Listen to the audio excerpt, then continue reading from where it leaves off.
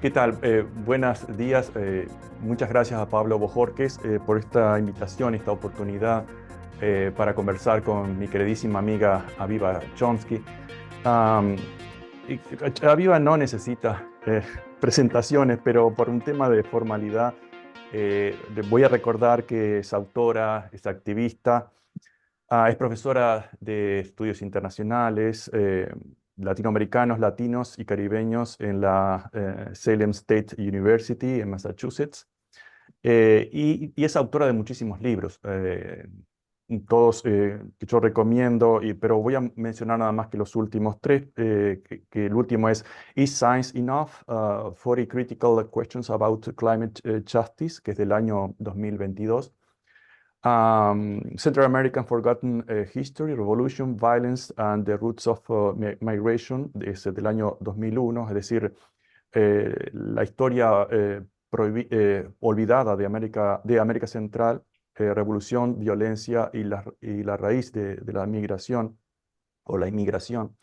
Y uno de los libros que también me ha gustado muchísimo y que impactó mucho aquí en Jacksonville University cuando tuvimos la oportunidad de invitarte y estuviste acá, que fue Undocumented, How Immigration Became Illegal, es sobre la inmigración, cómo se convirtió en algo ilegal, en un problema. Tú lo explicaste excelentemente bien en tu conferencia aquí en Florida. Y Que ese último libro también ha sido traducido al español. Se publicó en Está México bien. también. Cuando estuviste acá, realmente mucha gente aprendió muchísimo contigo. Nuestros estudiantes siguen viendo tus conferencias.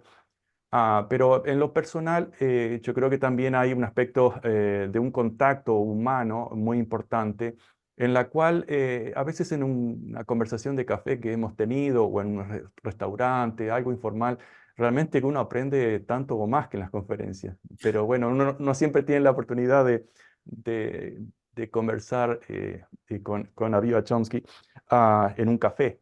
Y en este momento lo Yo por estamos lo menos haciendo. tengo mi café.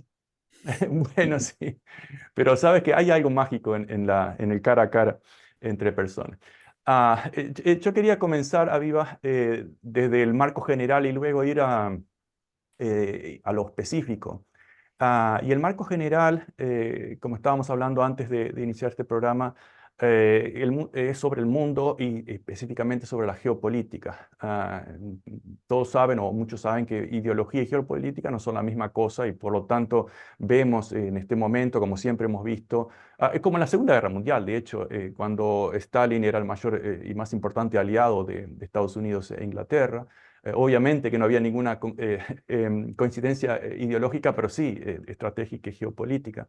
Y en este momento ocurre lo mismo. Rusia, China e Irán no poseen, o no sus pueblos, sino sus gobiernos, ideologías o gobiernos diferentes, muy diferentes. Pero están en una situación de alianza virtual, tal vez no del todo formal. Y lo mismo con el bloque de la OTAN, NATO o la OTAN, el bloque occidental, tal vez con un poquito más coherencia ideológica, porque han sido el grupo imperial y dominante. Entonces, me gustaría que nos cuentes un poco, Aviva, qué cambios ves geopolíticos, porque hay como un terremoto geopolítico, ¿verdad? ¿Cuáles son esos cambios que te parecen significativos en este momento que van a tener además repercusiones más adelante? Pues creo que voy a hablar de la geopolítica de una manera un poquito distinta de cómo se ve en los periódicos en general, porque am, creo que una parte de la geopolítica tiene que ser el sur global. Y empezando, bueno, tú empezaste con la Segunda Guerra Mundial, así que empezamos ahí, pero claro que se Bueno, puede ir más solo atrás como ejemplo, también. solo como ejemplo. Am, que en general, en los medios y hasta en los departamentos de historia, se piensa en la geopolítica como si fuera cuestión solo del norte global. Y no hablar del sur global. Pero si vemos la geopolítica desde la Segunda Guerra Mundial, en vez de hablar de la Guerra Fría, que es como se habla en general en el discurso mayoritario en los medios masivos, se podría ver como la época de la descolonización, y los movimientos de liberación, tanto liberación nacional como liberación social. Y siempre recomiendo un libro nuevo que me ha afectado mucho, que es de Adam Getachew, World Making After Empire, y no creo que haya sido traducido al español todavía, pero la construcción del mundo después pero World Making tiene un significado más, significa la construcción de un mundo nuevo, pero tiene significa también la idea una idea como utópica de cómo reconstruir un mundo más justo. No es solo uh, el significado literal de la palabra. Después del imperio. Y ella mira los movimientos de liberación en el mundo colonial, no solo en la perspectiva de liberación nacional y soberanía nacional, sino de una visión de reconstruir el mundo y crear un mundo más justo. Y creo que ese proyecto del sur global y del mundo colonizado tiene que ser una parte central de lo que vemos cuando hablamos de la geopolítica. Entonces, el fin de la Guerra Fría, o sea, finales de, de la década de las 80 y empezando en las 90 y a principios de este siglo, desde la perspectiva y no se puede decir ni mayoritaria, porque la mayoría global es el sur global, ¿no? Los países del norte son la minoría, los países blancos colonizadores son la minoría del mundo, no son la mayoría. Sin embargo, controlan un discurso en Estados Unidos y en Europa y en los otros países del norte global que no están todos en el norte, como Australia, Nueva Zelanda. Las décadas, empezando en las 90, son las décadas de un mundo, digamos, unipolar, pero también con el creciente poder de las instituciones internacionales como el Banco Mundial, las instituciones financieras internacionales. Y los ajustes estructurales impuestos. Y entonces la caída de la Unión Soviética para el sur global significaba el aumento de poder de los colonizadores sobre los antes colonizados a través de esas instituciones internacionales y de los cambios en lo que se llama el supuesto libre comercio, que también imponen la voluntad de los colonizadores en los colonizados. Y entonces, lo que yo diría que se ve, bueno, estamos empezando una nueva década, ¿no? Y yo soy historiadora, así que siempre es más fácil hablar del pasado que hablar de lo que va a pasar y no sabemos exactamente. Pero si miramos el momento actual, yo diría que una parte muy importante de la geopolítica es el surgimiento del sur global en la esfera internacional. Y se puede ver un ejemplo como el caso que llevó Sudáfrica en la Corte Internacional de Justicia contra Israel y el inmenso apoyo del sur global para ese proceso judicial y para el país de Sudáfrica y un consenso global en contra de Estados Unidos. Ahora, eso no es nuevo, o sea, ha existido un consenso internacional en contra de Estados Unidos en cuanto a sus políticas exteriores desde hace muchos años, y se ve eso en las Naciones Unidas, que muchas veces en el Consejo de Seguridad y en la Asamblea General, Estados Unidos está casi solo, porque por sus políticas agresivas, como el bloqueo de Cuba, por ejemplo. en que todo el mundo está en contra de Estados Unidos. Eso no se ve en los periódicos de aquí, pero es muy cierto.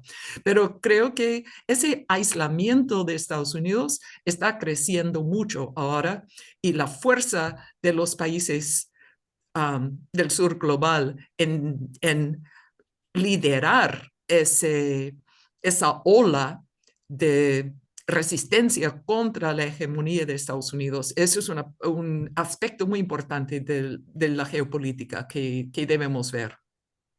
Sí, lo que hoy llamamos sur global, durante la Guerra Fría se organizó y fue destruido por razones estratégicas como los grupos o el grupo de los países no alineados Sí, y fueron destruidos, masacrados en varios momentos. Y cada vez que se propusieron alianzas o uniones, sean monetarias o estratégicas, militares, lo que sea, por ejemplo en África, en el norte de Sudáfrica, con Gaddafi o desde Indonesia, el sureste asiático, etcétera. Todos fueron, sus líderes fueron o asesinados o sus movimientos fueron desarticulados, porque eso era estratégico y ahora ya es un poco más difícil.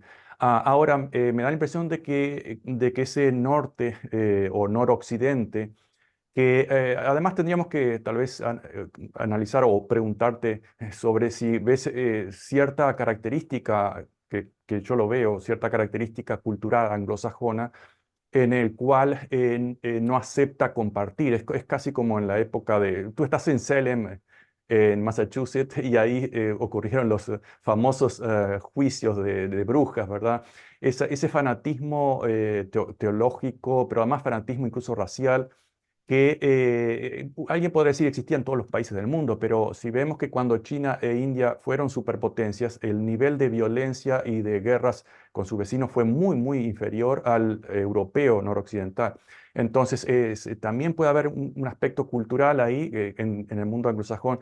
Te traigo lo que tú dices al tema entre el sur global, mucho más fuerte, mejor organizado económicamente, política, geopolíticamente, en la posibilidad como historiadora, si ves que estamos entrando ya o ya entramos en la trampa de Tucídides, recuerda que del griego, historiador griego, estamos en ese momento en el cual Noroccidente lo sabe y está quemando todas las naves de una forma muy, muy, muy agresiva.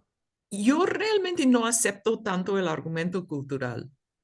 Am, Siento que ese sentido de superioridad Mm, cultural y el, el fanatismo, sea religioso, sea nacionalista, eso es parte del surgimiento de un sistema de eh, eh, nación-estados, ¿cómo se dice en español? sí, Estados-naciones, sí, o naciones-estados también. Estado-naciones y la evolución política que sí el colonialismo europeo tuvo un papel muy importante en cómo se formó ese sistema global, pero diría que el colonialismo europeo también surge de razones históricas y que la llamada cultura que acompaña es, ese colonialismo no es la causa del colonialismo, es Ujú. casi más un resultado del colonialismo. Y un Y instrumento. sí, y se ha estudiado mucho ese fenómeno en el caso del racismo Mm, antinegro en la cultura europea y que la cultura europea antes de la época colonial realmente no existía. O sea, esa ideología de racismo y de crear un pensamiento, cultura de la superioridad blanca es resultado del colonialismo, no es la causa del colonialismo. Es una manera de justificarse las atrocidades que están cometiendo en las conquistas, en las masacres, en la esclavitud y todo eso. Y se ve también que esa cultura de racismo también ha evolucionado y mirando cómo ha evolucionado, se ve también razones históricas, o sea, um, el llamado racismo científico del siglo Mm, XIX que mm, acompaña la expansión europea en África. mm. Y, y la evolución de eso en el eugeni, eugeneticismo, Sí, eugenética, eugenética, sí. eugenética, Sí, la también ciencia de acompaña seleccionar. la abolición de la esclavitud y el deseo de mantener el sistema racial después de la abolición de la esclavitud. Así que diría que esas cosas que llamamos cultura también tienen raíces históricas y Mm, no la cultura es más un aspecto de la sí, evolución histórica y no la causa. o una expresión, ¿verdad? Sí, Sí. Raíces históricas, raíces materiales, económicas, de intereses. sí, sí, sí, sí. Y que eso, eso también significa que esas culturas pueden cambiar. La Digo, cultura no es una esencia claro. histórica incambiable.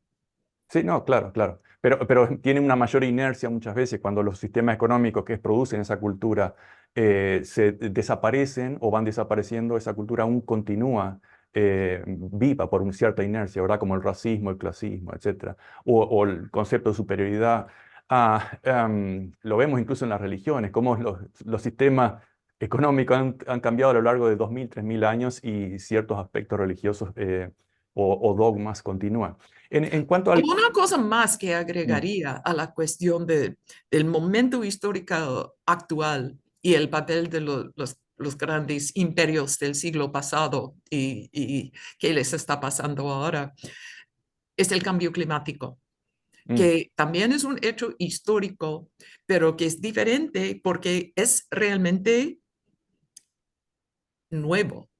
O sea, estamos enfrentando una nueva realidad material que el mundo industrial, que es el mundo colonial, mm, ha creado, pero no sabe cómo manejarlo, cómo reaccionar y cómo, claro, controlarlo, porque se ve que los países industrializados no están mm, enfrentando el problema, sino lo están posponiendo y no se puede posponer ese problema y no se puede solucionar ese problema con bombas nucleares mm. y creo que la desesperación que vemos en los países imperiales o lo que tú dijiste de noroccidente o Mm. noroccidentales, um, esa desesperación también viene de la necesidad y la incapacidad de enfrentarse con ese cambio tan grave que, que estamos enfrentando como raza humana en esta tierra. Mm. Incapacidad y desinterés, ¿verdad? Porque los mayores afectados son el sur, es el sur global. Bastaría mencionar Bangladesh, por ejemplo, que prácticamente no emite ni el 1% del carbono y es el más afectado, pero hay muchos otros países. Entonces hay un gran interés de no querer reconocer el tema o por lo menos enfrentarlo como está diciendo. Otro aspecto son las guerras. Las guerras, el Pentágono, por ejemplo, es uno de los mayores contaminadores del mundo. Y si lo dividimos en clases sociales, los ricos son los mayores contaminadores. Por ejemplo, los que tienen yates o viajan más o tienen jet privados, etcétera, contaminan varias veces lo que cientos de personas de clase media. Entonces, ahí hay Y me alegro que hayas hablado de los ricos, porque también quiero enfatizar que el, el tercer mundo también está dentro del primer mundo mm, y el primer mundo también está dentro del tercer mundo. O sea, no son exacto. solo distinciones geográficas, pero las clases élites en el tercer mundo son, tienen sus uh, compañeros en el norte global, y Absolutamente. etcétera. Sí, absolutamente. Y eso lo podemos conectar también con una cita que yo tenía para tratar de conversar contigo, por ejemplo, que es referida a el negocio de la guerra, ¿verdad? Que, por ejemplo, voy a citar a mi querido amigo Eduardo Galeano, que lo ponía en términos de países, pero luego podemos verlo en términos de clases sociales o de elites, de intereses particulares. Eduardo decía, el Consejo de Seguridad de las Naciones Unidas, conformado por Estados Unidos, Inglaterra, Francia, Rusia y China, son los que velan por la paz mundial, lo pone entre comillas irónicas, pero son también los 5 principales fabricantes y vendedores de armas del mundo. Eduardo en este momento específico lo ponía en términos de países, lo cual es cierto, pero como vos bien observás, hay muchos layers o capas multidimensional. Si vamos al aspecto privado, por ejemplo, cito muy rápidamente un artículo que me impresionó, porque además no es necesario leerlo, basta con leer el título y el subtítulo. Es del diciembre del 2021 del Washington Post, perdón, del Wall Street Journal. Cuando Estados Unidos se retira de Afganistán y prácticamente se prepara la provocación de la OTAN en Ucrania. Y el Wall Street Journal decía, publicaba, Who won in Afghanistan? ¿Quién ganó en Afganistán? Y el subtítulo dice, Private Contractors, contratistas privados. Es decir, casi no necesitas leer el artículo, pero aclara, el ejército estadounidense gastó 14 trillion, es decir, 14 billones de dólares en español, que es más que la economía de Brasil. De hecho, es 2 o 3 veces, no, más de 3 o 4 veces la economía de Brasil, el PBI de Brasil, en 2 décadas. Los que más se beneficiaron van desde manufacturers o industriales y entrepreneurs, que es una palabra muy elástica y muy hipócrita muchas veces. Es decir, todo ese capital, ya sea a través de impuestos de la población, ya sea a través de deudas en el subglobal, ya sea a través de impresión o creación de dinero, todo fue una excusa para que fluya a esas grandes corporaciones que prácticamente dominan no solamente la economía, las producen más guerra, obviamente, por intereses, y acá tenemos el aspecto de interés material, no cultural, pero eso, claro, produce una cultura, una ideología. Y brevemente, Sanders, muy recientemente, aunque me parece que Sanders ha estado muy tímido en su crítica al problema de Medio Oriente, pero bueno, es lo más crítico hasta el momento dentro del establishment. Y mencionó Bernie Sanders, un ejemplo particularmente atroz de especulación con la guerra. RTX Corporation es una compañía, ha aumentado el precio de sus misiles tierra-aire Stinger, que son como una especie de bazooka, pero son esos misiles tierra-aire, un 600%. Es decir, que cada uno de esos misiles lanzados cuesta $400.000, casi medio millón de dólares. Es decir, que una simple práctica son varios millones de dólares. Y para destruir gente que vive con $3 o $4 por día o menos, o nada, como en el caso de Gaza en este momento. Y Sanders dice, no es solo RTX, esa compañía. Las acciones de los fabricantes de armas estadounidenses se han disparado. El precio de las acciones de Northrop Grumman aumentó un 40% a finales del 2022 y de Lockheed Martin un 37%, etcétera, etcétera. Hay muchas compañías privadas, ¿verdad? No solamente la guerra se ha privatizado, pero esto ha sido una especie de radicalización de lo que Eisenhower había denunciado o reconocido en el año 61 como el complejo industrial militar. Esto se ha radicalizado. Esto parte de lo que mencionaba de la contaminación del problema climático, pero también de lo que mencionabas anteriormente del libro ese que no he leído, pero tomé nota, en un mundo más justo. Es decir, es difícil medir la justicia, pero sí es más fácil medir cuando estamos en un conflicto, guerras o paz, ¿verdad? Un mundo más pacífico, pero obviamente necesitamos justicia. Esto es imposible en una situación en la cual se están moviendo trillones de dólares en el negocio de la guerra, como de hace décadas. ¿Ves alguna salida o alguna explicación de cómo esto podría dejar de ser un factor determinante para un mundo más pacífico y menos contaminante? esas compañías privadas sí se interesan en sus ganancias y tienen mucho poder político porque con sus ganancias financian a las elecciones y de alguna manera tienen muchísima voz en el sistema político que las personas normales no tenemos. Um, pero también tienen un poder cultural, ideológico, Mm, económico sobre la población en general en Estados Unidos, porque casi todos, si queremos o si no queremos, dependemos de esas industrias de diferentes maneras. Primero, son una gran fuente de empleo. Y las personas que trabajan en esas industrias no son las personas que hacen las decisiones, ni las personas que quieren la guerra, ni las personas que quieren enviar a los hijos a morir en otras partes del mundo. Sin embargo, dependen de esas industrias para su pan de cada día. ujú, Y las políticas, los políticos locales también tienen muchísima necesidad de esas industrias, porque como tú muy bien sabes, este país se ha desindustrializado ujú, y algunas de las pocas industrias que quedan y en que pueden depender las personas que necesitan trabajo son las industrias relacionadas con la guerra y pagadas por el gobierno. Así que la relación entre gobierno, industrias militares y población es una relación de dependencia mutua.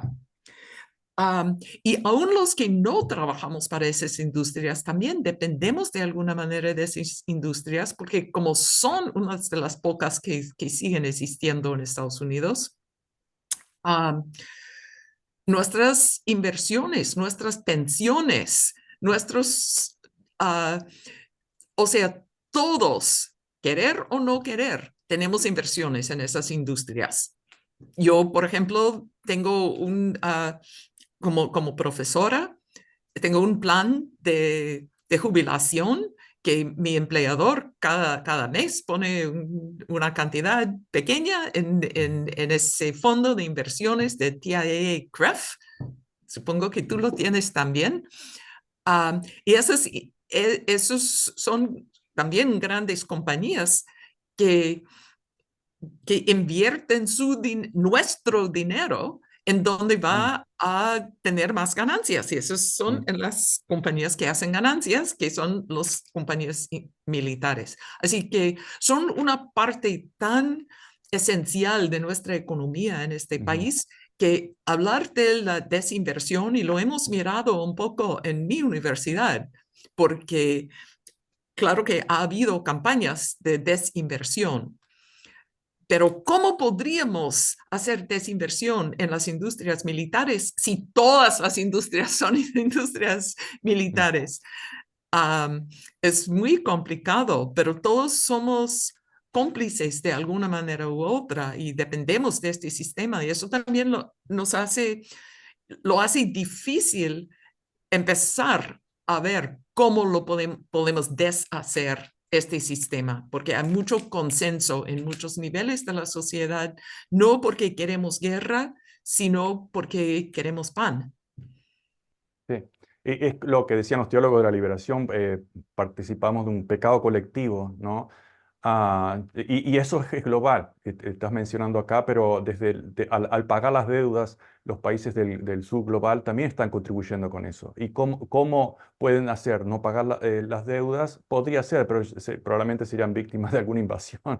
Es decir, que hay como bien dices, una red muy difícil de escapar. Pero bueno, tampoco nos vamos a conformar con lo que existe. Quisiera pasar, que también está conectado con todo esto, obviamente, con el más actual conflicto en Medio Oriente, eh, que también es cultural y, como dices, económico, claramente económico. Está la industria de la guerra ahí. Es un problema geopolítico también, como claramente lo han dicho incluso Biden. y otros, o Robert Kennedy, que Israel es una especie de base militar prácticamente de Estados Unidos. Otros tienen otra visión al revés, pero básicamente el tema militar y la violencia están metidos ahí. Quería saber tu opinión, Avi, sobre una larga tradición que existe en Occidente, sobre todo, de una confusión estratégica. Así como se confunde muchas veces un gobierno con un país, que es una confusión estratégica para aquellos que están en el poder. Confunden una acción con el patriotismo, es una estrategia para confundir todo un sacrificio de un país entero diverso con sus propios intereses económicos, ideológicos, etc. Otra confusión estratégica ha sido siempre la confusión entre sionismo y judaísmo, de formas directas o indirectas. Una forma indirecta ha sido siempre de usar el antisemitismo como un ad hominem automático. Es decir, cuando la gente critica las políticas del Estado de Israel o de Estados Unidos, lo que sea, automáticamente aparece la acusación de antisemitismo. Am, y quería que nos hiciera un resumen y tus opiniones sobre lo que ha sido el sionismo y su herencia, que la estamos viendo en este momento. Puedo ocupar la próxima hora en contestar esa pregunta. Es difícil, por eso te pido un resumen, pero siempre son difíciles los resúmenes. Pues el sionismo, solo para hacer la definición histórica, es un movimiento político-religioso de finales del siglo XIX en Europa, entre los judíos de Europa, que están reaccionando en contra de los movimientos nacionalistas en las partes de Europa en donde viven. Muchos de los movimientos nacionalistas, porque es en esa época que se fundan los Estados-naciones europeos, y ese movimiento del nacionalismo étnico que está surgiendo en Europa en esa época, que es la cara oscura de los movimientos antimonárquicos, los movimientos de liberación nacional en Europa, es el nacionalismo étnico. Y a través del siglo XIX, um, el antisemitismo europeo sí está creciendo y las poblaciones judías están siendo atacadas, marginadas, discriminadas, masacradas a través de Europa. Entonces surge esa idea de crear, no de luchar para las ideales universales como derechos humanos y ese tipo de cosas, sino de crear su propio movimiento nacionalista étnica, el sionismo, de que los judíos también son un pueblo que necesitan un hogar, un homeland, y en el fin de fundar ese hogar en Palestina, que está en ese momento bueno, en el siglo XIX todavía es parte del Imperio Otomán, Otomano, ujú, Otomán, y luego y británico. no hablo mucho de eso en español, así que mucho Está bien, está bien. vocabulario que no sé en español. Um, pero después de la Primera Guerra Mundial, uh, el Imperio Británico lo toma y se divide todos los territorios en el Medio Oriente que se han conquistado, bueno, los ganadores de la Primera Guerra Mundial, que también diría que es una guerra mundial, colonial, Ujú. los ingleses y los franceses dividen el Medio Oriente y los británicos toman a Palestina y otros territorios también, pero en este caso nos interesa Palestina. Y en ese contexto que todavía sigue y crece el problema del antisemitismo europeo y la formación de esa idea de autodeterminación que conectada con el nacionalismo étnico, que siempre es un nacionalismo exclusivo que trata de dividir los que pertenecen y los que no pertenecen, hay como una alianza entre el sionismo, la idea de que los judíos deben irse de Europa para que los europeos fundan sus Estados-naciones, y el sionismo, el movimiento judío para fundar su propio Estado-nación en Palestina. Entonces los británicos apoyan eso y hacen promesas a los judíos que van emigrando a Palestina y mientras tanto imponiendo una, una formación de asentamiento, colonialismo de asentamiento, porque los judíos también son europeos.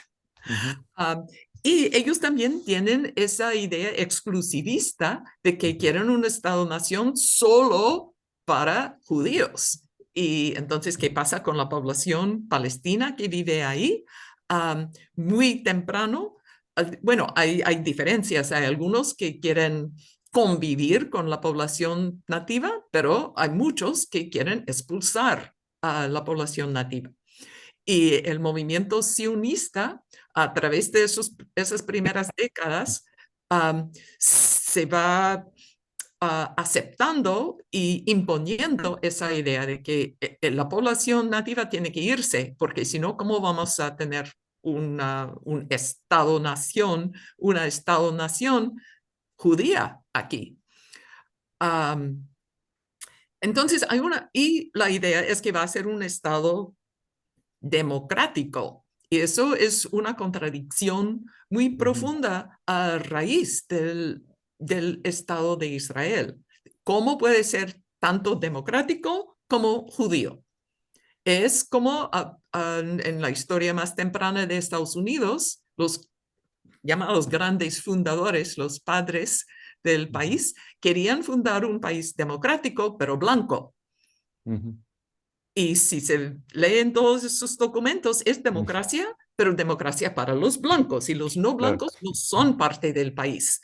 Y en esa época son los nativos americanos y la población negra, y Ujú, ambas poblaciones están completamente excluidas de ese país democrático en que viven. Y en el colonialismo de asentamiento se ve también en Canadá, en Australia, en Nueva Zelanda, en Sudáfrica y en Israel. Entonces, para ser tanto judío como democrático, es necesario que los no judíos se vayan. Y esa contradicción sigue siendo, creo que, la raíz del problema y de los debates en ujú. Israel también. ¿Cómo podemos? Y la respuesta siempre es la misma. Bueno, uh, entonces el sionismo es un movimiento judío, pero no todos los judíos son sionistas Ujú, y no todos los sionistas son judíos. Hay muchos antisemitas que son sionistas porque quieren expulsar a las poblaciones judías de su país y quieren racializar a los judíos y decir que ellos no pertenecen aquí y son como mistificar la, la, la conexión de los judíos en general con ese ujú. territorio geográfico. Ahora, el semitismo podemos incluso rastrearlo en sus orígenes ingleses cristianos. Eh, e incluso los judíos de esa época lo resistieron. Y claro, como decís bien, en el siglo XIX, sobre todo a finales del siglo XIX, comienza a fortalecerse, pero aún así la mayoría, hasta cierto punto, de los judíos resistían el sionismo o el proyecto sionista. E incluso, concretamente, en los años 30, en 1933, el movimiento sionista, el más fuerte de Europa, alemán, pactó con los nazis y con la misma idea que tú decías anteriormente, de exclusividad de nación basado en una cierta unidad étnica, etcétera, que es un concepto muy antiguo, pero a pesar de que los estados modernos son modernos, son más recientes, pero el tema del concepto de pureza racial, lingüística, etcétera, es muy, muy antiguo y violento. Pero en ese caso, en los años 30, la mayoría de los judíos estaban en contra del proyecto, del acuerdo. Creo que se llamó Jabad o algo así. Fue un acuerdo de traslado firmado entre el sionismo, los grupos sionistas, las instituciones organizadas sionistas y el nuevo régimen nazi, que duró muchísimos años y transfirió o llevó 60.000 judíos a Palestina. Y no solamente que muchos judíos, la mayoría estaban en desacuerdo con ese acuerdo, sino que además sirvió para boicotear, para destruir el boicot que se le estaba haciendo a los nazis en esa época. Es decir, en ese aspecto, bueno, alguien dirá, bueno, incluso llevaban las banderas nazis en los barcos que transportaban a los judíos a Palestina. Bueno, se puede decir, no tenían otra opción. Pero de todas formas sí que hubo una coincidencia de proyecto de nación en ese aspecto y como decís, de otra nación europea, nada más que en Medio Oriente. Pero, o sea, s- ah, no sé si había encuestas que realmente pueden comprobar que la Mm. mayoría pensaban en esa época, pero sí quisiera aclarar que um, la mayoría de los judíos en el mundo, no quieren ir a Israel. O sea, pero puede apoyar la idea del sionismo sin decir que yo voy a participar en Ujú. el proyecto sionista. También esos son diferencias. ¿Cómo se ha utilizado la, um, el concepto del antisemitismo para atacar a todos los que critican a Israel? Y yo diría que es en dos maneras. Uno es como el más, en la manera más amplia, uh, se dice que toda crítica hacia Israel es antisemitista, porque Ujú. Israel es el estado de los judíos, así que criticar a Israel es criticar a los judíos. Pero hay otra manera también que dice que las críticas hacia Israel se basan en, uh, en el no aceptar que haya estado judío. Y es muy cierto que muchos de los que criticamos a Israel no aceptamos esa, ese principal fundamental del sionismo de que debe haber, o que Israel como Estado judío tiene el derecho de existir. Se habla de eso. Jamás se hace esa pregunta en cuanto a otros países. O sea, cuando yo critico a Estados Unidos, nadie me dice, oh, pero estás diciendo que Estados Unidos no tiene el derecho de existir. O Ujú. no me hacen la pregunta, pero tú crees que Estados Unidos tiene el derecho de existir. Bueno, realmente como historiadora, yo creo más en los derechos humanos, los derechos de los Ujú. seres humanos, que los derechos de los estados. Ujú.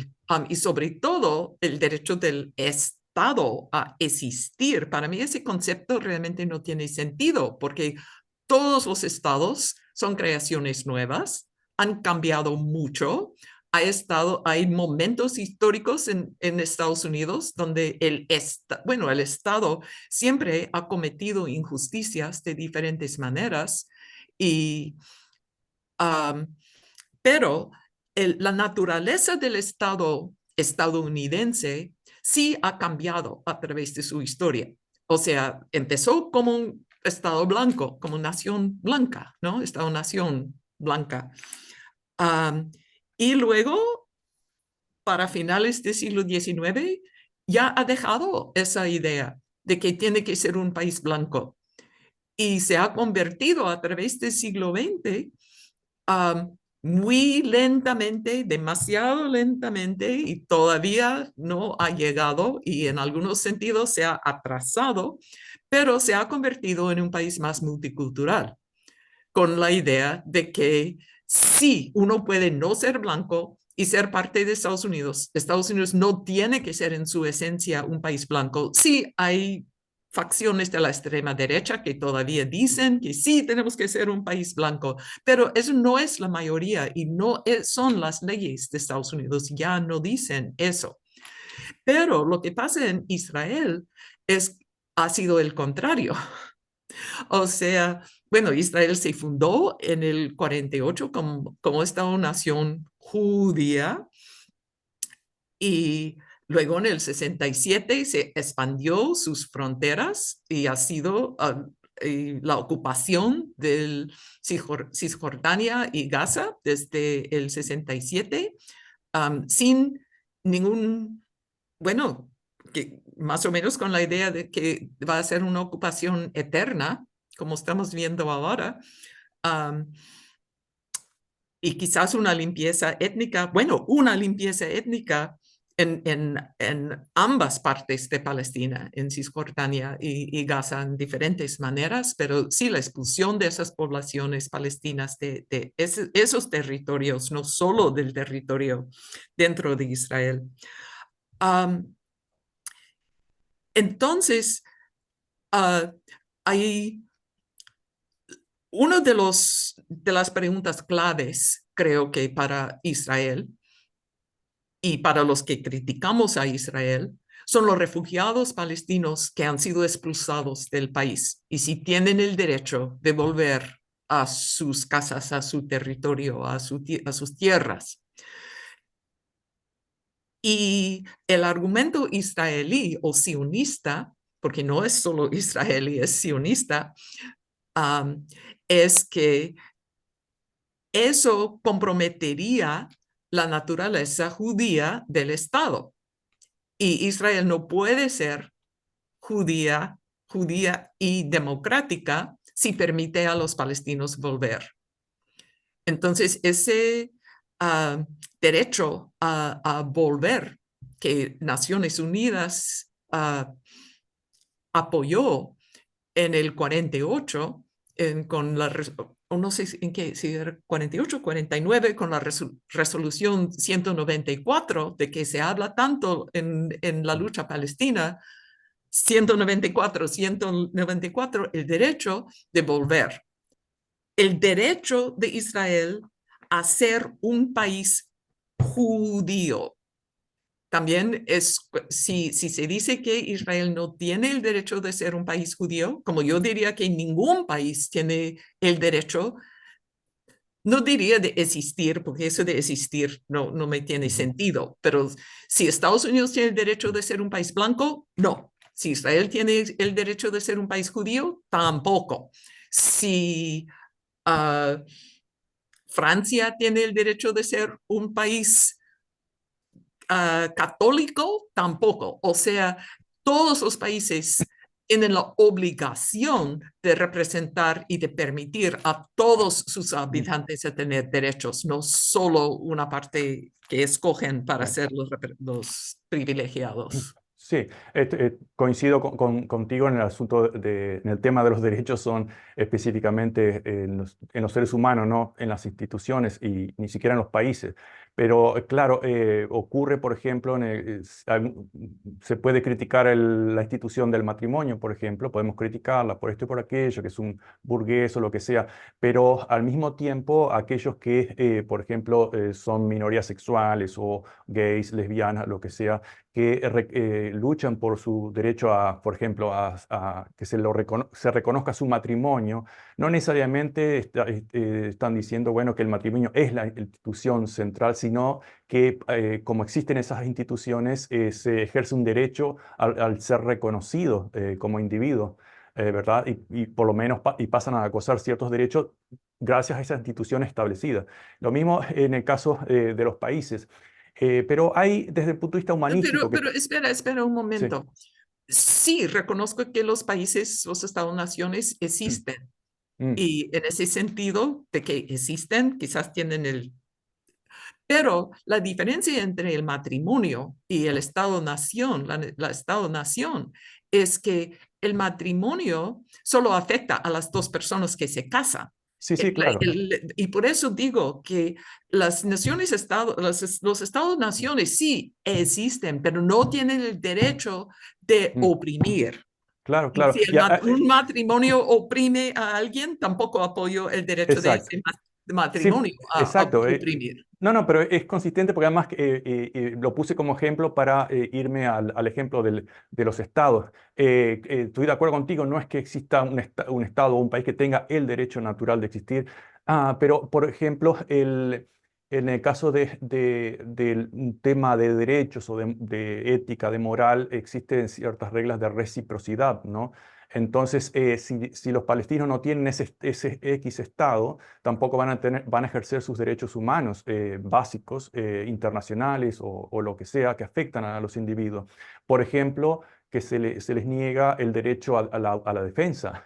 Entonces siempre se repite muchas veces que Israel tiene el derecho a defenderse y vamos a decir, está bien, pero ¿qué pasa con el derecho a defenderse de los otros, los ocupados o el otro país? Bueno, la forma de quitarles ese derecho a la autodefensa, es decir, que nunca existió, como creo que fue Golda Meir que dijo que nunca existió un pueblo palestino, es decir, negar una evidencia que está ahí, está viviendo y son millones de personas.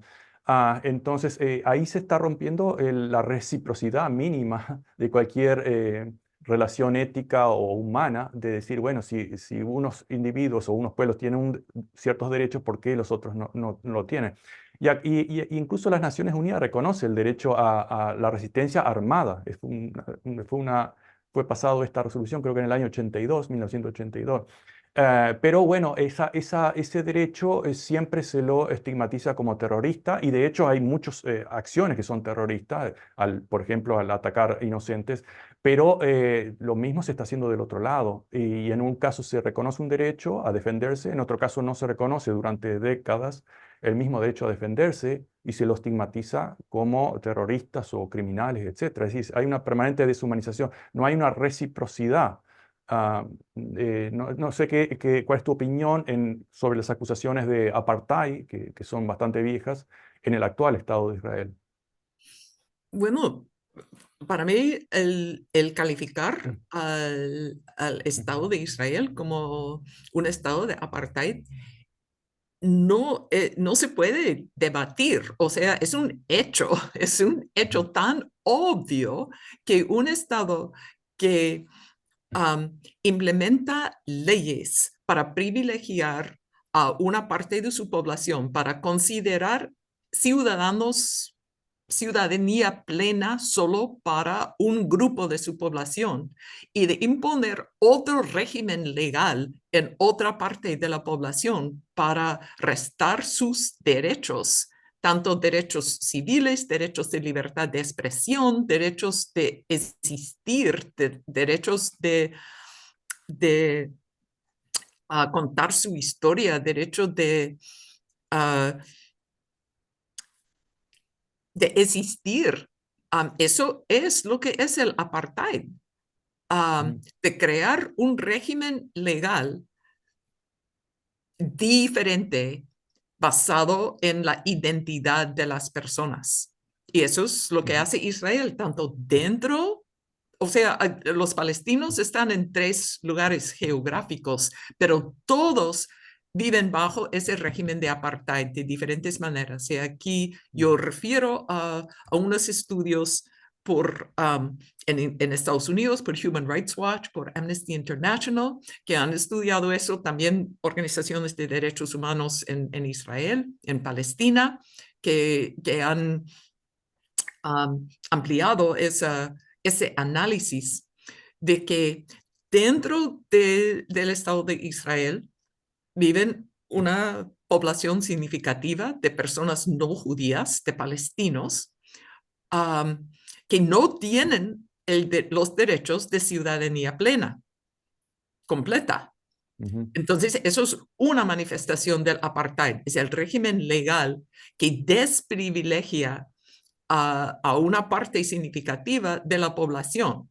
O sea, la gran mayoría de la tierra en Israel está bajo el control de organizaciones semigubernamentales que lo restringen para los habitantes judíos. Así que los no judíos no pueden vivir en el 93% de los territorios del Estado de Israel. Y si miras los diferentes regímenes, es como de legales dentro del Estado. O sea, para ser un Estado judío, eso es el problema. Pero no solo son los políticas dentro del Estado, dentro del Estado de 48, podemos decir, porque Israel también ocupa desde el 67 los territorios de Cisjordania y Gaza. Ujú, Y los habitantes de esos territorios han vivido bajo ocupación militar y ley militar. Bueno, ujú, los palestinos dentro de Israel también vivían bajo ley militar hasta los 60, pero uh, en los territorios ocupados todavía viven bajo ley militar. Y los judíos, estoy hablando más que todo de Cisjordania ahora, porque claro que cambió un poco la cosa en el 2005 en Gaza, pero no tanto. Voy a hablar de eso en un segundo. Los judíos en Cisjordania viven bajo ley israelí, los palestinos viven bajo ley militar. O sea, mm, dos regímenes de ley completamente distintos. Eso es el apartheid.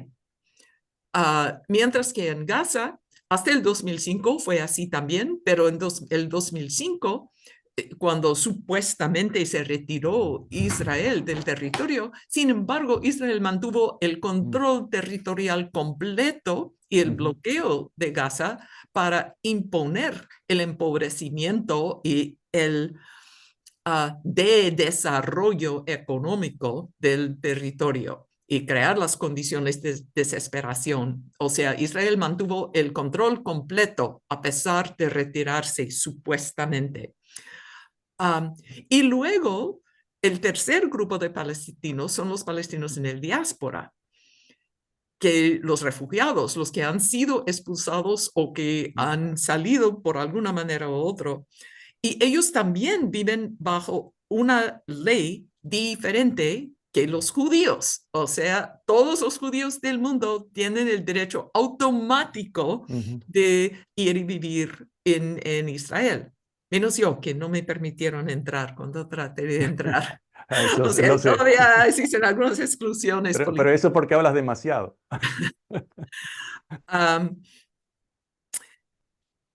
y los palestinos no tienen el derecho de entrar en el país, aun si nacieron ahí. Ujú. Um, y por eso, o sea, tú dijiste que los palestinos no tienen Estado. Y esa es una de las raíces del problema. O por lo menos un estado pleno. Sí, pero sin embargo, volviendo a Adam Getachew, diría que el tener un Estado tampoco garantiza Claro, derechos. claro. Y que los que luchaban para la autodeterminación en el mundo colonizado querían mucho más que un Estado. Y Ujú. no debemos reducir su visión a tener un Estado, Pero es porque un buen eso, principio. ¿cómo? Es un comienzo, es un principio para otras Ah, formas de libertad. Por lo bueno, menos yo en ese diría caso que concreto. es solo una parte. Ujú, No diría que es el principio tampoco. Diría que el luchar para un mundo más justo, tener un Estado puede ser parte de esa lucha, pero no debemos aumentar la idea de un Estado como si fuera la parte más importante o la parte no, no, principal, claro. ni nada de eso. Claro, es un instrumento. También la otra opción no son los dos estados, sino un solo estado integrado en la cual todos los individuos tienen el mismo derecho. Eso sería también un logro. Lo que pasa que aparece en este momento casi utópico, Bueno, nunca se sabe. todas las soluciones Sí, parecen utópicos en este exacto. momento. Sin Por ejemplo, embargo, yo creo que, y sé que me vas a preguntar sobre la esperanza, um, más tarde, pero en este caso específico, creo que yo por lo menos veo más esperanza en las ideas que trascienden la idea que tenemos de que es un Estado o un Estado-nación y que tenemos que este caso sobre todo nos demuestra que tenemos que pensar más allá de las ideas que tenemos y que la Sí. idea del Estado-nación nos está, uh, como nos tiene encarcelado en su idea de qué se puede hacer. Y yo sí se dice que no se puede hablar de un Estado porque es utópico, pero hablar de dos Estados también es Mm. utópico en este momento. Y las propuestas que tratan de trascender lo que pensamos que es un Estado o un Estado-nación, para mí son donde veo más esperanza que puede haber una Ujú. solución justa para todas las poblaciones. Y vuelvo a repetir que las personas tienen derechos, los estados no tienen derechos. Exacto. Ahora, como humanista, yo también desearía que no existieran ni estados-naciones ni gobiernos, pero lo que pasa es que en este momento es necesario ir paso a paso, que estamos en una situación catastrófica. Si comparamos, por ejemplo, el apartheid de Sudáfrica en los años 80, el mismo Ronald Reagan dijo que no podían retirar su apoyo porque era un aliado en la lucha por la libertad. ¿No? Este un régimen de apartheid era un aliado en la lucha por la libertad en África, lo mismo Angola, etcétera. Entonces, pero ese régimen cae cuando la Guerra Fría se entibia a finales de los años 80 y principios de los 90, con la liberación Mandela, etcétera. Lo mismo Sin embargo, Estados Unidos, tan pronto que se acabó la Guerra Fría y se cayó la Unión Soviética, Estados Unidos buscó otro sí, pretexto y otra manera de sí. mantener su hegemonía Sí, sobre los países del y sur. a través del conflicto, eso lo han dicho muchos que luego formaron parte de los gobiernos y todavía están en el gobierno en Washington. O una de la antagonización iba a ser Rusia, por lo tanto se le ayudamos a Polonia, pero no a Rusia, etcétera, etcétera. Siempre ha sido la tradición anglosajona, aunque no es un tema ni racial ni simplemente cultural, pero ha sido una tradición buscar ir antes de que nos invadan o nos hagan algo malo, vamos y le aplastamos al resto. Pero lo que quería decir es que en el caso del ejemplo de Sudáfrica, también podemos ver en América Latina, en otros momentos, dictadores como Trujillo y tantos otros en América Latina que cayeron cuando, o Somoza en el 79, caen cuando Estados Unidos o Washington les retira su apoyo. Noriega en Panamá, etcétera. Y esto lo conecto en la pregunta prácticamente sobre el mismo tema. Entonces, es posible que este terremoto geopolítico actual traiga esos cambios, no digo utópicos, porque todavía tenemos que pasar grandes conflictos, pero ese cambio que abre una puerta de solución en Medio Oriente. Es decir, una vez que en Noroccidente o los países de la OTAN se sientan forzados a negociar y ya no a dominar el mundo, es posible que hayan cambios en esa eterna eh, eh, falta de derechos del pueblo palestino y de otros pueblos semejantes.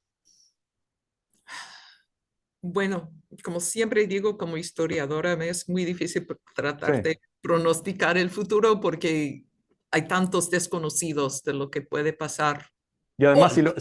si lo prevemos, probablemente alguien lo va a evitar. Sí. Am, pero ah, para no tener demasiada esperanza, yo no veo que el régimen estadounidense está tomando en cuenta todos esos cambios que de las que estás hablando, o hasta el punto que los esté tomando en cuenta, su reacción es de fortalecer su posición, no de modificar su posición. Pero podría ser Gaza la Vietnam de nuestra generación en el sentido de que Vietnam cambió algunas cosas, pero no todas, obviamente. Y luego se recuperaron, hubo una reacción de la derecha en los 80, etcétera.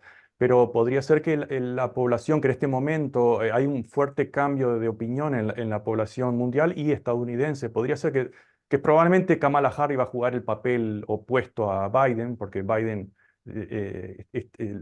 va a sentir esa opinión de la población de Estados Unidos por su posición pues, muy cuestionable en este conflicto. Y me da la impresión que Kamala Harris, la vicepresidenta, va a tratar de jugar el papel opuesto para recuperar esos votos. Y la pregunta es, ¿será que un cambio en la percepción de la población estadounidense hasta cierto punto, cierto grado, pueda presionar o apoyar un cambio de política estadounidense, aunque sea tímida, en Medio Oriente? Pues desafortunadamente, lo que yo veo más probable es que la oposición que tenemos a Biden, que yo comparto, o sea, en la primaria, que es mañana en mi estado, pero como yo hago el voto anticipado, como se dice, Sí, sí.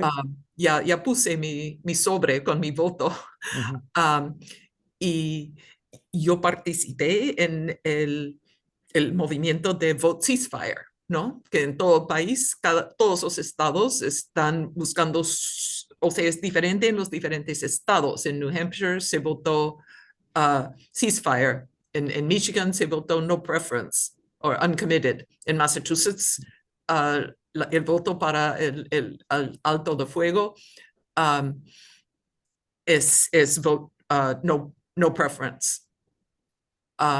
Entonces, así puse mi voto en la primaria. Es una manifestación del descontento que tenemos con Biden y nuestra falta de apoyo a su gobierno. Sin embargo, cuando llega el momento en noviembre para tener que hacer la decisión entre Biden y Trump, a mí personalmente me va a ser muy difícil, porque me va a ser muy Sí. difícil votar por Biden. Sin embargo, yo sé que Trump va a ser peor. Y siento que hay muchas personas en mi posición. Y en el fin, vamos a tener que hacer la decisión si votar por Biden, votar por Trump y no votar. Y son tres opciones malas. Y en Mm. cualquier caso, las cosas van a empeorar en el Medio Oriente. O sea, si el descontento con Biden no tenemos una, o sea, por lo menos en el sistema electoral, no tenemos una opción para manifestar nuestra posición en contra de lo que está haciendo Biden en el Medio Oriente. En la primaria sí lo tenemos quizás, pero, o sea, sí tenemos muchas otras opciones para luchar en contra de lo que está haciendo Estados Unidos ahora y se está haciendo, se ve todos los días en las calles. Y ese movimiento sí me da esperanza, pero esa esperanza no va a cambiar las cosas en el futuro próximo, porque en noviembre o vamos a electar a Biden o vamos a electar a Trump. Sí, ahora, la política de Biden ha sido brutalmente imperialista desde la presión de la OTAN sobre Rusia, incluso antes de la guerra, por mucho tiempo. No fue solo Biden, obviamente, pero en los últimos años, prácticamente semanas y meses antes de la invasión de Rusia a Ucrania, hubo una fuertísima presión, una provocación directa de la OTAN. Luego, lo mismo está ocurriendo en Medio Oriente, como un desinterés, una deshumanización por las víctimas, etcétera. Es decir, prácticamente es muy difícil imaginarse algo peor en política exterior que Biden. Y como decís bien, bueno, Trump es, sobre todo en política interior, hay grupos racistas, neonazis, etcétera, neonazis y pro-israelí al mismo tiempo, pero están ahí, es muy difícil. Ahora, como bien decís y decía Eduardo Galeano, nos invitan a elegir la salsa con la cual seremos devorados o comidos. Es muy difícil. Yo incluso he pensado no votar como forma de protesta, pero me contradigo, porque siempre digo que hay que votar el menos malo, pero es realmente que no hay opción. Y son como dos títeres, ¿verdad? Y Ah, diría que por todo lo que odio, lo que ha hecho Biden, Trump ha sido peor, porque fue Trump que por fin implementó el traslado de la embajada a Jerusalén. O sea, se, um, se mandó hace muchos años, pero todos los presidentes lo han uh, pospuesto, han dicho, bueno, sí, pero no lo vamos a hacer, pero Trump lo hizo. Así que ahora la Embajada de Estados Unidos, y eso es muy significativo porque la embajada había sido en Tel Aviv, pero Mm, Jerusalén, Israel declaró al territorio ocupado de Jerusalén como su capital sí, y ningún la ley internacional no reconoce el control israelí de Jerusalén, es parte de Jerusalén, y Jerusalén debe ser un territorio internacional. Pero Trump hizo eso. Trump uh, decidió quitar los fondos de la Organización de Naciones Unidas para los refugiados palestinos, el UNRWA. Uh, o sea, Biden lo ha hecho ahora, pero cuando Biden entró en su oficina, él restableció el financiamiento de Estados Unidos al UNRWA. Así que Trump puede decir que es América primero y que no quiere gastar dinero en guerras exteriores, pero su política hacia el Medio Oriente, por lo que hemos visto en uh, sus primeros años como presidente, ha sido peor y no mm, va a ser nada mejor. sí. El criterio de la embajada estadounidense en Jerusalén también se parece mucho al, por ejemplo, al reclamo de China de Taiwán, es decir, consideramos Taiwán parte de China, pero durante 50 años no vamos a invadir ni intervenir. Es decir, y fueron los demócratas, lamentablemente, digo lamentablemente porque uno siempre quiere tener una esperanza en algo, que fueron a provocar con Nancy Pelosi, etcétera. Siempre la permanente provocación y luego tenemos que defender, ¿no? De la historia de los cowboys y los indios. Am, Avi, nos va quedando poco tiempo. Quería preguntarte un poco de cómo ves la problemática. También es gigante el tema de la inmigración, de las organizaciones sociales, que vos sos o sea, conoces mucho, porque además siempre has sido activista y has participado tanto en grupos de inmigración como de trabajadores, etcétera, desde los años 70 y 80, ¿no? Tienes mucho conocimiento sobre eso. No lo vas a volcar en pocos minutos, pero quisiera tener una, una percepción tuya de este momento, si esos son tal vez esos bolsones de esperanza que uno puede tener, bueno, organizaciones populares que pueden cambiar algo. Yo creo que por ahí estaría la esperanza también, ¿no? De cambiar de abajo hacia arriba, pero queríamos saber tu punto de vista sobre este problema. Sí, claro que es una pregunta complicada, porque por un lado, siento que el sentimiento anti-inmigrante, que realmente yo veo como una manifestación actual de esa cuestión de la limpieza étnica del país, Mm, um, que empezó en el año 1608, la idea de que hay mm, los que pertenecen y lo que no pertenecen y vamos a fundar un país para los que pertenecemos y expulsar a los que no pertenecen. Um, he estado pensando recientemente que todo ese movimiento anti-inmigrante realmente es otra manifestación de mm, la limpieza étnica. Y decir que estas personas no pertenecen y no tienen derechos y que no debemos um, pensar en la limpieza étnica solo, uh, o sea, ese concepto no debe depender del lugar de nacimiento de la persona. O sea, las personas tienen derechos humanos ujú, sin importar dónde nacieron. Y el pensar tanto en que si el lugar de nacimiento es lo que te da derecho en alguna parte del mundo, es parte del sistema del etnonacionalismo, que debemos estar en contra de eso ujú.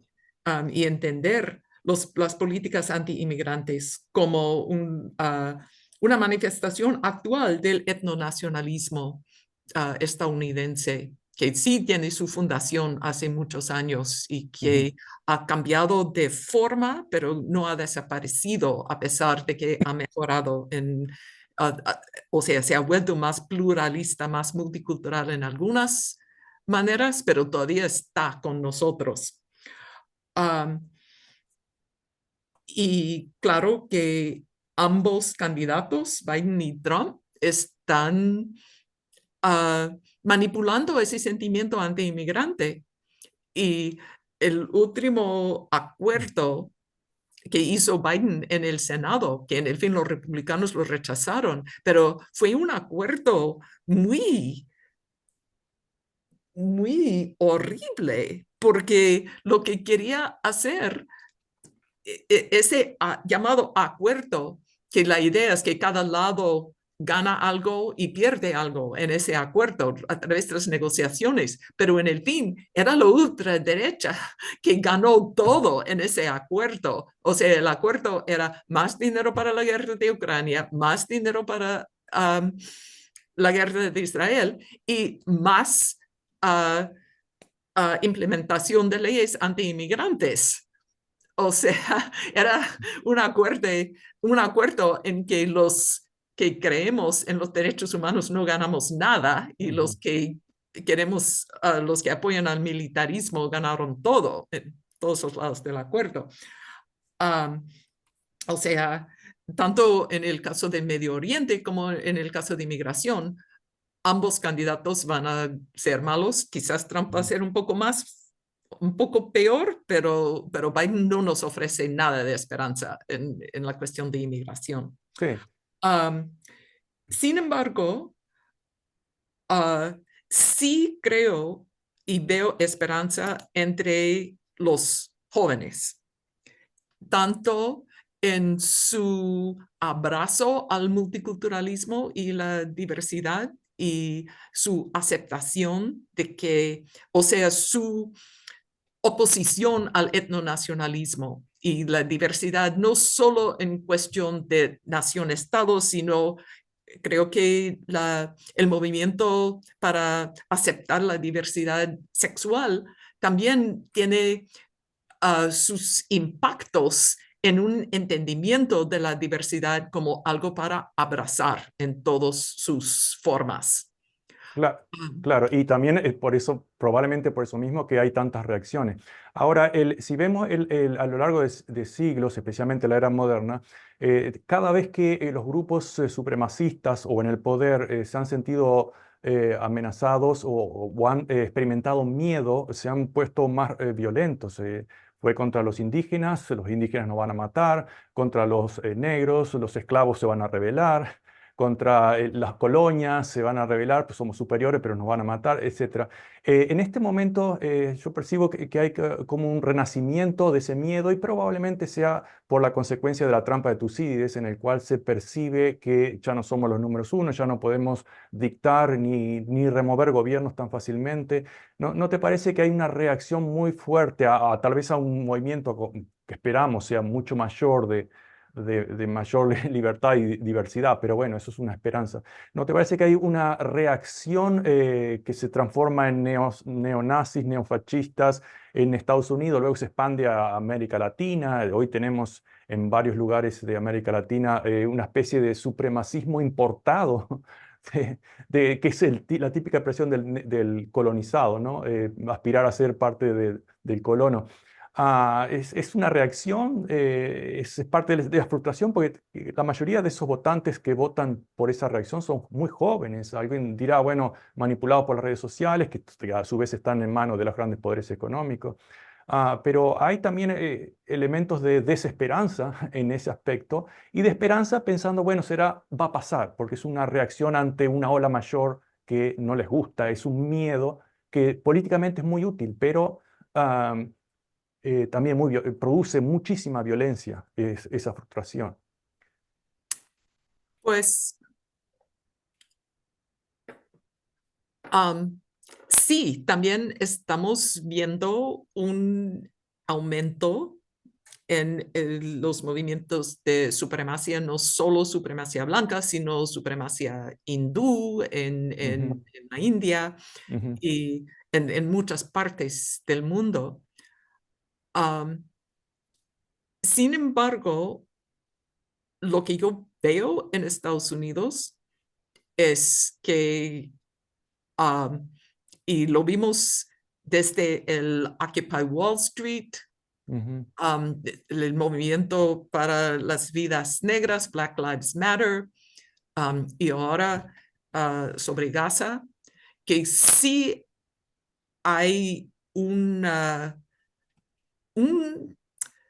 un gran crecimiento de conciencia entre los jóvenes de este país. Y si tú miras las encuestas, también se ve esto en el caso de Gaza, donde se ve que son las generaciones mayores, nosotros, que, que más aceptamos esa idea de que Israel tiene que ser un Estado judío y Israel tiene todo el derecho de ujú. bombardear y masacrar y cometer genocidio, y entre los jóvenes que no. Y te voy a contar una anécdota que me afectó mucho.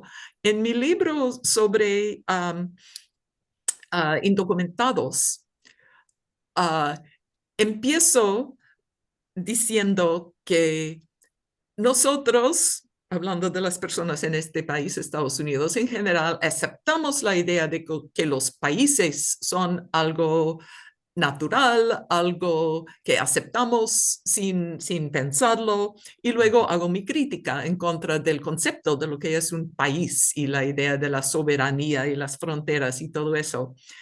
Y en mi clase sobre latinos en Estados Unidos, les hice leer el primer capítulo de ese libro y hacer comentarios en línea con un programa que tenemos en la universidad para anotación colaborativa, que los estudiantes van leyendo y van haciendo sus comentarios marginales en el mismo documento.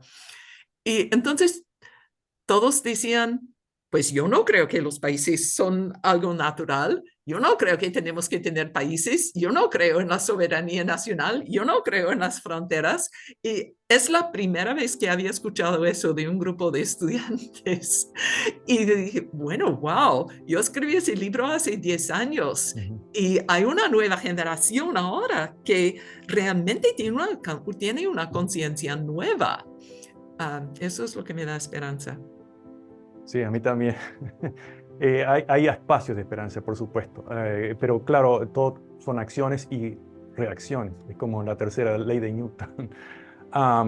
Pero esa Aviva, esperanza no se va a manifestar en el ujú, sistema electoral, claro. porque están todos, no, ese grupo de estudiantes, que yo sé que no son todos los estudiantes, los jóvenes, pero por lo menos los que están en mi clase, la gran mayoría no van a votar porque no ven la esperanza en el sistema Mm, político. Yo tampoco veo la esperanza en el sistema político, pero ellos más que yo piensan que uh, no vale la pena ni los 5 minutos para ir a votar. Yo no tengo esperanza, pero sí me parece que valen los 5 minutos que me va a costar.